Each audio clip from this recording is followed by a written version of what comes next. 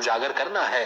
خصوصی افراد حکومت اور معاشرے کے خصوصی توجہ کے مستحق ہوتے ہیں اور تعلیم اور روزگار سمیت دیگر ضروریات زندگی تک آسان رسائی خصوصی افراد کا بنیادی حق ہے۔ اسی کے برعکس اگر ہم بات کریں ایبٹ آباد کی، تو جہاں پر خصوصی بچوں کا عالمی دن منایا جا رہا ہے، خصوصی بچوں کے لیے تعلیمی نصاب تک ایبٹ آباد کے اسکول میں میسر۔ عمران زمان نے رپورٹ تیار کی ہے، آئیے دیکھتے ہیں۔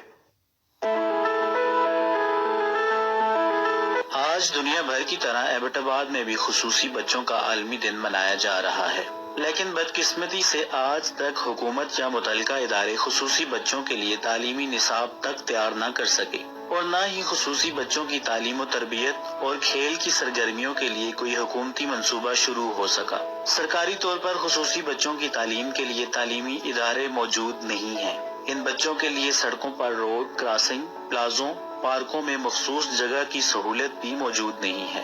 حکومتی عدم توجہ کی بدولت مخصوص بچوں کی تعلیم و تربیت مہیر حضرات کے رحم و کرم پر ہے۔